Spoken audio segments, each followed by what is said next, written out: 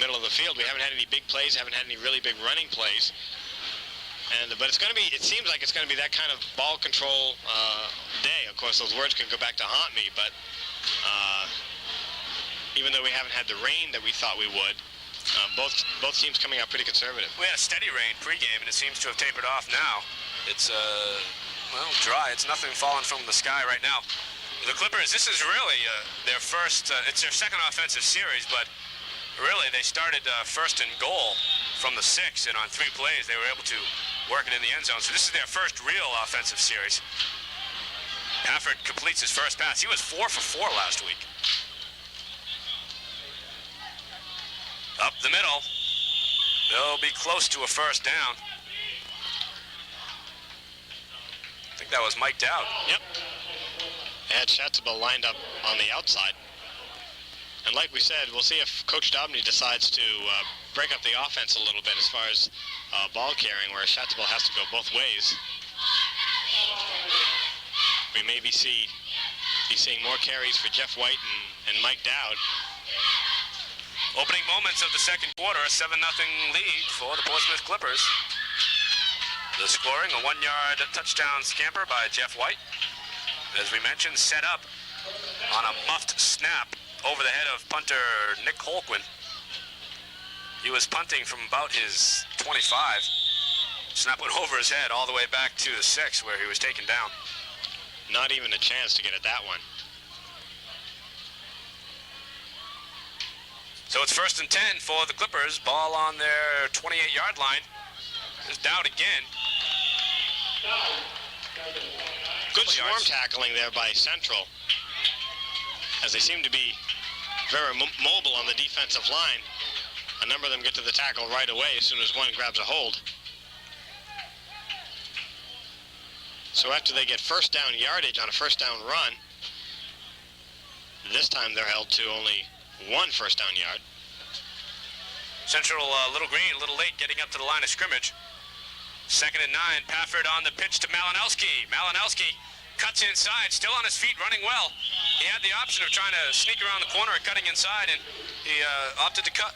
He was following behind Dowd, and Dowd wasn't able to allow Malinowski to get to the outside, so he decided to cut in behind him. But I think the original intent was to go all the way to the outside. On the sideline, Dave Lesage was taking some snaps for the Little Green. He's listed as a running back, but he was taking snaps, warming up as if he was coming in to play quarterback. We'll have to see next time Central gets the ball if they go for a quarterback change. I didn't see anything happen to Benson that would indicate an injury. Butch Dobney now has a wide out, and they're going to do a trick play. Butch Dobney, and he may have been thrown for the first down. We'll have to see. There's a flag on the play. It was a reverse, and Dobney came around. And looks like on the spot he'll be short of the first down. We'll have to sort out the flag. It's holding against Portsmouth, so the play will be nullified. Coach Dobney looking to mix it up. He really hasn't played a lot of surprise ball this year yet. Well, he hasn't really been put in a situation where he needed to. Once you get a lead, you pretty much keep it in a conservative mode. And when you have people like White and Schatzabel running the ball as well as they have, you stick with what's been working for you. But he said he might open it up a little more today. A couple of times against Memorial, they ran a reverse on kickoff returns or punt returns. That's about the extent of the flash and dash. Central takes the penalty, so that'll push the ball back to the 20-yard line in Clipper territory, and it'll be 3rd down and about 17 or 18 yards to go. Well, if he's going to break it out, he might just as well break it out here. As both Malinowski and White are lined up wide left. Jamie Hinton, also want to keep your eye on him. Looks like Little Green trying to mount a pass rush. Good blocking, and Pafford airs it out just over the head of Jeff White. White had to step on his man, but Pafford, with a strong arm, just overthrew him by about a yard and a half. Just about 5 yards too long, and that's sort of a conservative version of the Hail Mary play with Malinowski, White, and Jamie Hinton all streaking straight downfield on a fly pattern. So that'll set up 4th down, and the Clippers will have to punt away. On 4th and 18, With the Clippers up 7-0, 9:50 to go in the second quarter. Chris Sorrell, he's been punting well for the Clippers. John Schiavone will be back for Central. Sorrell booms one over the head of Schiavone. He has to catch it over his shoulder at his 35-yard line, on his feet and taken down by Mike Schatzabel. Nice block for Nick Holquin in Central, allowing him to get about 5 more yards than he originally did as he took Jeff White out there, but good coverage by the Clippers to keep that from... A lot of times when it's punted that deep, he'll have a lot of open field. The runner will have a lot of open field and be able to find some holes, but that time the Clippers were able to get down there because of the hang time by Sorrell, and he's been doing a great job all season. He really boomed that one. Punting from about his 15, and it wasn't fielded. It was fielded at about the 30-yard line in Central Green territory. Close to a 55-yard punt. Benson will air it out to Schiavone, and we've got offensive pass interference, or should be. Maybe it'll go defensively. I don't know. Schiavone and Malinowski collided. The ball was well over Schiavone's head, and we'll just have to see which way they call it. Schiavone ran into Malinowski. Looks like Coach Jim Schubert was jumping up and down on the Central sideline. He wanted defensive pass interference, but... That's where it goes. It's called against the Clippers. Well, I don't know about that. That's unbelievable. If we could see that again on the replay, that's worth looking at again. Because Schiavone he ran into Malinowski, and the ball was well over his head. And if you're not going to call anything, that might even be the correct play, because it seemed to be incidental contact. And the ball was well overthrown. There it is again. Take a look at where the ball is thrown out of bounds, too. It might have even been too far to be caught. Way over everyone's head. It's a tough call. They locked shoulders. They called pass interference against Malinowski. I guess Eric, it looked like he was playing the play correctly. I guess he should have been watching the ball a little more closely, but I think that's one that could have gone either way. So 1st and 10 for Memorial. A couple of penalties against Portsmouth have given them good field position. A wide open hole for Nick Holquin, still on his feet, and he fumbles. Central recovers the ball at the 24-yard line. Nick Holquin, after a big pickup, fumbled, and then it was recovered by Dan Wong. Randy Parker really with a block to credit that one. Even though the hole opened up immediately, Parker laid in a heavy block. But every time it seems as though something goes well for Central, they fumble the ball and have to recover it. They're going to have to hold on to the ball a little bit better. I think that's the second or third fumble we've had already today. Fortunately for the Little Green, they did recover, so they'll have 1st down and 10 from the 24-yard line in Clipper territory. A big gainer for Nick Holquin. The first real good run for the Little Green. Benson, he's taken down right away off the snap. Boy, the Clippers burst through the line. That's got to be the quickest sack I've ever seen. The Clippers execute as Petruzzi was quickly in there, and I believe Sean Connors got right in on that tackle. And that was right off the snap. I mean, he was sacked on the exchange. He didn't have time to get back into the pocket, really. He had a step and a half back, and Connors already had a hand on his jersey. Well, I was talking about the way to beat the Portsmouth pass rush is that 2-step drop, but you got to get 2 steps. It'll be 2nd down and 17. Ball is at the 31. Now everyone on the line of scrimmage for Central. And still only about 2 or 3 yards on the play. Schiavone stacked up on the right side. Gets a couple. Gets it down to about the 29. Halfway between the 28 and the 29 is where they spot it. I'll tell you, much of this ball game has been played with downs beyond 10 to go. Right now we got a 3rd and we'll say 14. Clippers on top, 7-0. 7:28 to go in the second quarter. A 1-yard touchdown by Jeff White. Set up when the Little Green snapped over the head of their punter. On the high pitch, Schiavone gathers it in, still on his feet, galloping, but he's taken down from behind. And just a super tackle by Neil Robbins. I'm impressed with Randy Parker on the other side for Central, as he's been the only guy who's been able to lead anything for Central all afternoon as far as opening any holes or any sides. But the Clippers quick to recover. You see a very brief opening on the left side for Central, and then all of a sudden it's plugged up by Clippers. Little Green calls a timeout. They've got a 4th down and 12. The ball is spotted on the 27-yard line. That's a long field goal. They have a slight breeze at their back. Very slight. But with a muggy, humid day like this, it's going to knock the ball down. You're not going to get a lot of flight either.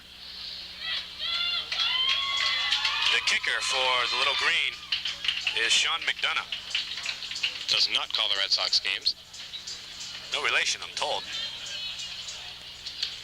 So a timeout being called.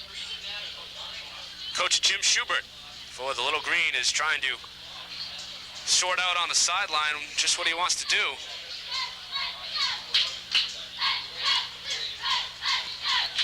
We talked about the size differential before the game just a little bit, and the Central only has, I believe, 4 people or 5 people at 200 pounds. Yeah, you've only got 5. Bernard Maldonado goes 255. He's one of their tackles. Sean Getcombe is also at 250. David Ferrin, you probably recognize him from basketball fame for the Central Little Green. He goes 240. But they don't have anyone the size of Neil Robbins. Well, they don't have the consistent size that the Clippers have. They're going for it on 4th and 12. Schiavone is in motion.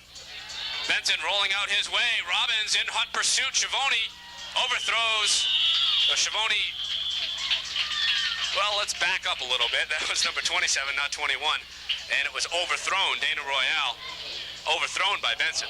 Well, that time Benson had pressure not coming from the front side, as he had plenty of time to roll out, but he didn't have all that much time to throw because Robbins was in hot pursuit, and he could feel the footsteps coming in from behind him and just had to launch the ball out of bounds.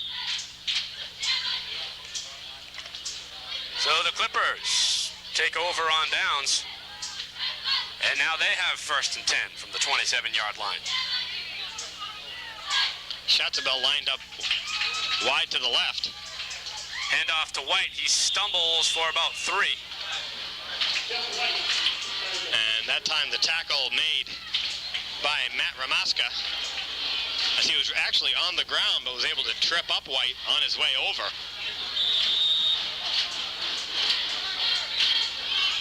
A 7-0 lead for the Clippers. 6.5 minutes to go in this first half. 2nd down and a long 6. Flags everywhere. Most likely a procedure call. And the officials are huddling to decide what it'll be. Offside called against the Clippers. So that'll back them up. And once again, 2nd down and more than 10 yards to go for... Portsmouth hasn't really mounted. They haven't got their offense going. They capitalized on that 1st and goal from the 6. Otherwise, they haven't mounted a consistent offensive attack. Coach Dobney wants to get away from that big play strategy, and he's taking a timeout to come out and talk with his troops. So it'll be 1st and 12 of the Clippers after that offside penalty, and that pins them back to their 25-yard line. I think it should be 2nd and 12 because it was 2nd down and 7. That's what I found. I think they repeat 2nd down. Yeah, they're it was 2nd they're straightening down. it out. There we go. Now it's 2nd and 12. Now Ferrin checks out of the ball game, and Getcombe comes in for Central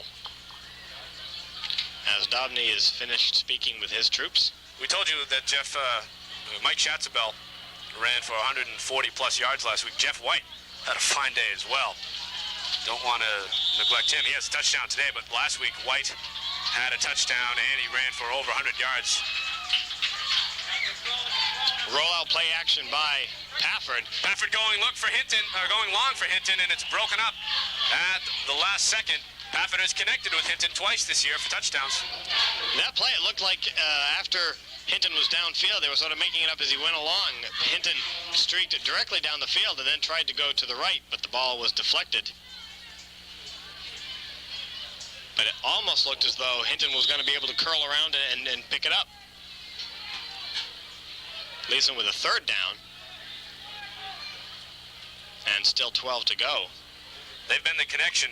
Pafford hit Hinton in the first ball game against Nashua for a 25-yard touchdown, and last week a 37-yard touchdown, I believe. Nearly identical plays. Pafford rolls out, looking downfield, and he's got Sorrell wide open, and caught by Sorrell, and he's down at the 45-yard line. A beautiful leaping catch by tight end Chris Sorrell. Tackle made by Kevin Delaney, and also credit Petruzzi for Portsmouth for giving Pafford just a little more time to roll out, as he was able to hold off a central pass rusher and give Pafford just a little more time to hopefully spring Sorrell open, and that's what happened. And the first big play of the ball game goes to the Clippers. Jim really delivered the ball. He lofted that up for Chris, and the placement was perfect. He's throwing into the wind, too. There's a flag. And it looks as though it's going to go against Central. And they're pointing at Schiavone. Maybe an equipment thing. He's got a few things dangling from his helmet. Let's take a look at that replay on the long pass from Pafford to Chris Sorrell. Keep your eye on Petruzzi right there as he holds his man up just long enough. I believe it was Parker. That's a tremendous pass from Pafford. And he gets it down to Sorrell. And Sorrell was not wide open. No, he wasn't. It's equally a tremendous catch. Excellent placement by Pafford. 1st and 5 for the Clippers. Ball on the 41-yard line. Pitch to Schatzabel. Schatzabel on his feet. He has the first down and taken down by the 32-yard line. They give it to Schatzabel right, and then he cuts inside of Dowd and found a small opening. It was a good look of Mike. It's getting muddy out there. You can see the left thigh of Schatzabel being taped, but so far, holding up pretty well. As is the weather. Just over 5 minutes to go in this half. Clippers on top, 7-0, and they're driving. There's the pitch to Jeff White. White is being held off from behind, kept digging, got the ball back to the line of scrimmage. Matt Ramaska holding on for dear life that time. And a good play by Ramaska, not to let him get away.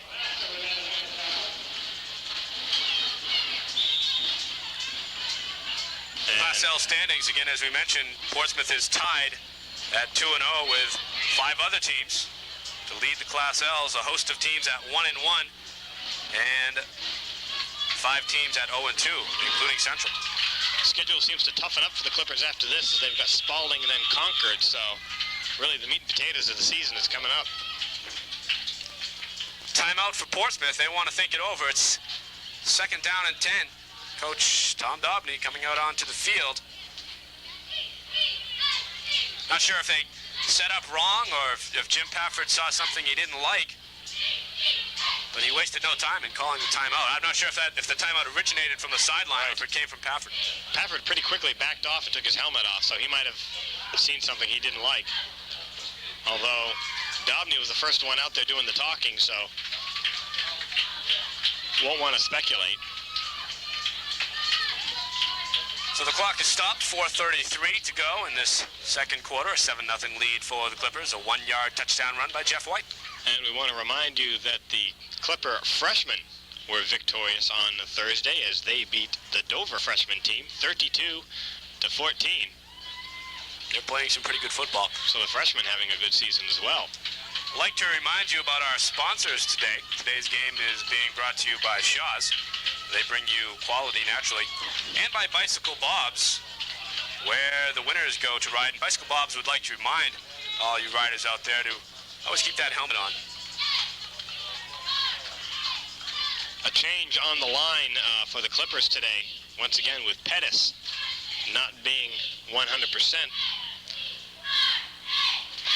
They're going with Deblois on the inside guard position on offense. Here's the situation, 2nd down and 10 for the Clippers. Ball is at the little green 32-yard line.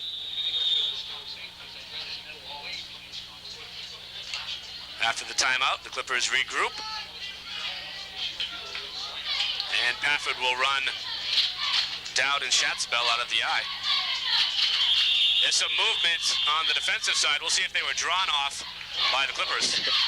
And unfortunately, Bob Harris for Central gave it away, as a lot of times they'll jaw over whether he was drawn off or whether he was off by himself, and Harris just stepped back and hit himself in the helmet and kind of gave it away early.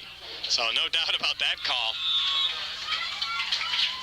Mentioned before, Sean Deblois in there at right guard replacing Phil Pettis, and I believe he is in there now. Second down and 5. Pitch goes to Schatzabel, right side, great block by Dowd. Schatzabel still on his feet, he's down inside the 15-yard line, taken down at the 14. Mike Dowd with a beautiful block.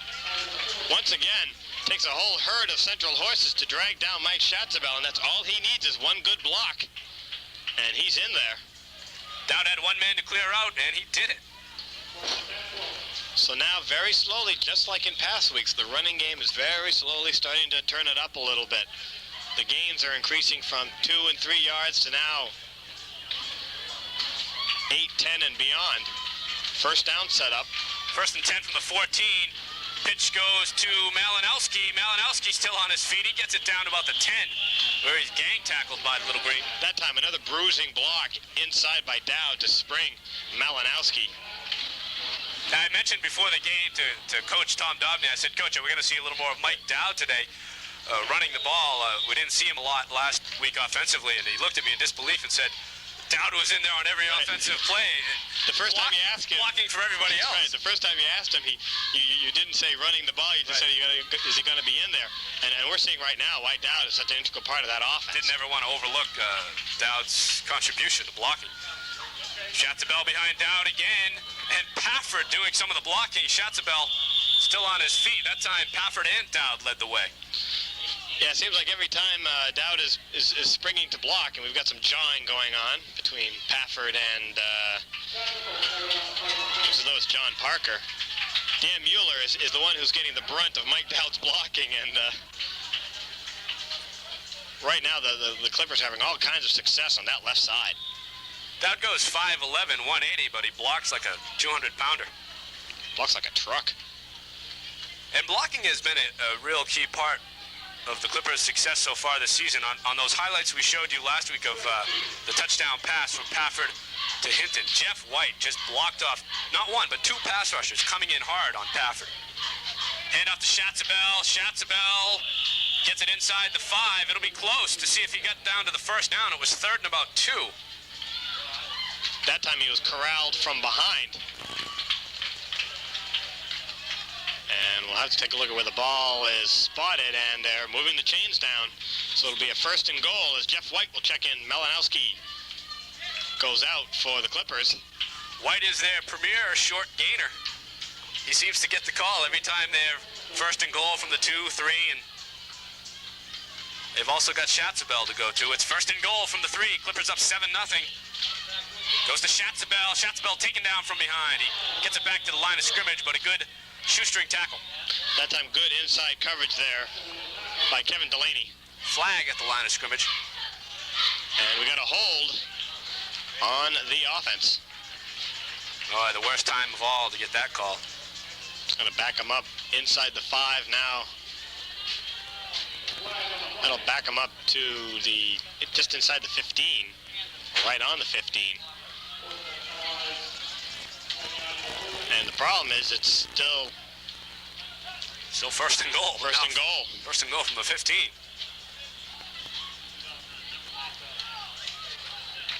So a good effort goes wasted on a hold as the Clippers were able to punch it inside the 5. Now they've got to start all over again. Little Green scrambling to get their defense ready. Clippers once again from that power eye. Pafford looked to throw. Just overthrows Jeff White. White was curling outside. Another penalty flag down.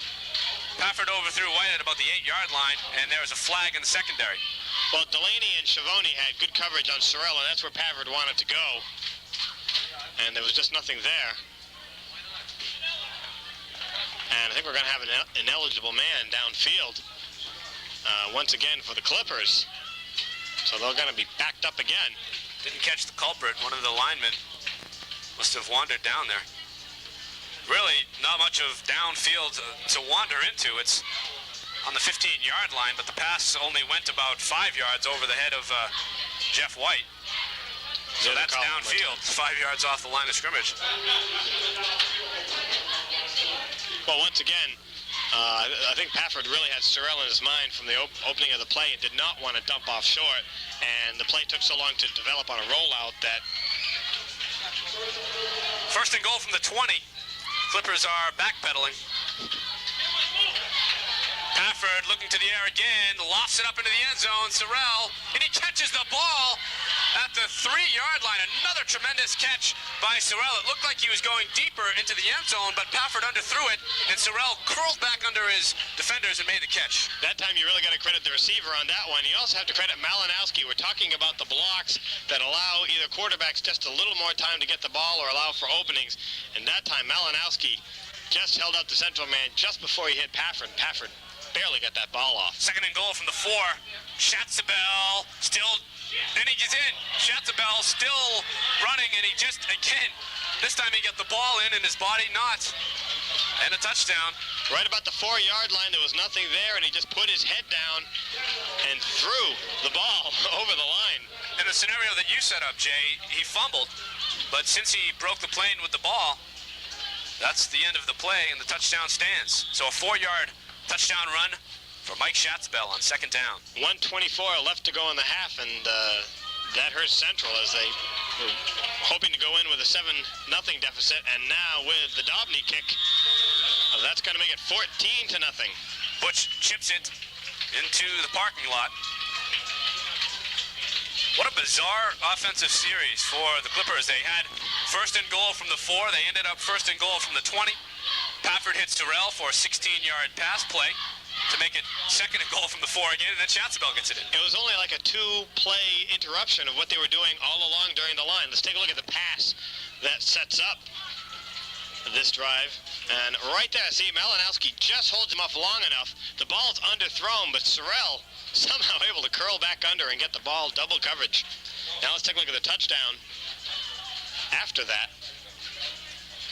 Right there, Schatzabel, see, he stopped right at the 3, but just bowls his way over and throws the ball over the line.